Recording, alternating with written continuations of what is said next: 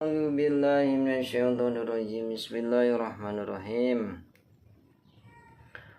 Allahumma shalli ala sayyidina Muhammad.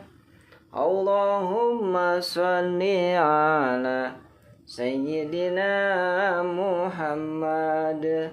Hai rahmah wa mimil mulki wa dali dawam. Hai rahmah wa mimil mulki wa dali dawam. As-sayyidil kamilil fatihil khatim. As-sayyidil kamilil fatihil khatim. Wa sallallahu rabbuna ala nuril mubin Ahmad al-Mustafa Sayyidil Mursalin wa ala alihi wa sahbihi ajmain wa ala alihi wa sahbihi ajmain. Dina ya bab ajengan musannif arek nyeritakeun pembatalan puasa. Bismillahirrahmanirrahim. Ari batalana puasa eta aya 10 perkara. Hiji sabab ngasupkeun ain kana jalan anu nerus. Kadua ngahaja jima. Katilu bijil mani. Usabapa antel kulit. Lalaki rejeng awewe. Kaopat bijil mani. Udam palengan sorangan. Kalima head kagenep nipas. Katujuh sabab edan. Kadalapan mang niat. Kasalapan ayan sapoe. Kasapuluh ngahaja utah. Ngajuru atawa olab. Mangka dina ieu bab Ki ajengan musonib arek nyaritakeun mang pirang-pirang perkara anu mentak ngabatalkeun kana puasa. Mana? Kahiji sabab ngasupkeun ain dunya kana jalan anu nerus kana bongbolongan anu aya dina raga urang. Contoh ngasupkeun curug kana jero liang irung. Keur puasa batal. Ngasupkeun curug kana liang ceuli. Atawa make katen bat nya atawa make korek kuping. Bulan puasa batal. Atau ngasupkeun dahareun. Ngasupkeun inuman. Ngarokok. Berang-berang. Atawa ngalamotan curug. Dina bulan puasa mangka batal puasana. Atawa leho geus kaluar disedot di ka jero. Atawa ciduh geus kaluar disedot di ka jero. Tah eta batal keur puasa dina bulan Ramadan.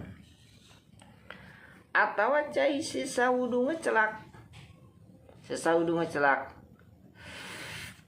Nah, batal keur puasa dina bulan Ramadan. Naon wae perkara dunya anu asup kana bongbolongan. Wae mah bongbolongan luhur, wae mah bongbolongan handap, mangka puasana batal. Bongbolongan handap, liang hareup jeung liang tukang, kubul jeung dubul. Ngasupkeun naon wae, wae mah ngasupkeun ubar ke. Kana bongbolongan handap, kana bongbolongan luhur, kana bongbolongan hareup, kana bongbolongan tukang, mangka batal dina nalika urang keur puasa. Hiji. Kadua ngahaja jima bersetubuh di siang hari bulan Ramadan eta batal puasana, malah kena had nyata kudu puasa kodo. Mangka di had oge kudu puasa 2 bulan bertuluy-tuluy. Mangka kena had oge kudu mere 60 fakir miskin. Tuh malah kena had oge kudu ngamardekakeun abid. Lamun indehoy bersetubuh di siang hari di bulan Ramadan batal puasana, malah kena had. Nyata kadua nya takan penting bulan Ramadan mah teu nanaon urang jima bersetubuh, tapi beurang mah ulah. Beurang mah ulah.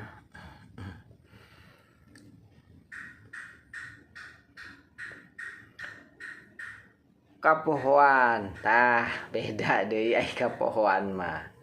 Kapohoan kumanya urang ai kapohoan mah beda sebab Gusti Allah moal nuliskeun amalna jalma kahiji jalma sare, kadua jalma anu gelo, katilu jalma anu poho. Moal ditulis amalna. Tapi ai poho 2 arit mati lurut atuh lain poho ieu eta mah nya. Lain nya. Tuh nya. Kadang ari jima mah moal poho sih, lamun dahar emang heueuh sok aya pohona, ai dahar mah nginum. Ai jima mah moal pasti ingat nya urang keur puasa. Ya Allah. Ngan namun sakira-kirakeun poho mah teu nanaon ai poho mah. Ngan ulah ceras kabayan itunya yang hareupan sangu, yang hareupan dahareun jeung minuman. Ditanya ku baturna teh kabayan, geuning keur puasa teh yang hareupan dahareun jeung inuman eta kumaha maneh? Abeh poho. Eta mah dihaja nya. Sebab naon? Abeh poho eta beda.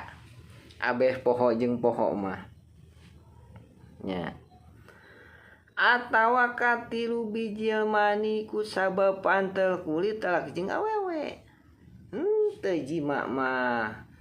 Ngan mukodimah jima, silih rangkul, silih cabak, silih cium eta geus sarua batal. Silih gesek-gesek kena bujur sarua batal. Nya keur bulan puasa mah teu meunang we urang nya pantel kulit lalaki jeung awewe karena aya syahwat mentak ngabatalkeun kana ganjaran puasa. Urang nempo film-film porno bulan puasa, nempo awewe anu sarareksi, anu mararake lek mong mararake cut mong, mararake cut mong komo. Tah timbulah syahwat, naik syahwat sepaneng. Tapi teu kaluar cimani angger. Nya ganjaran puasa mah beak we. Moal aya pahalana. Kaluar cimani batal geus puasana. Batal. Jeung kaopat bijil mani ku dampaleungeun sorangan nya digalai-galai cek bahasa budak ayeuna mah coli nya ngaloco. Tah eta batal puasana.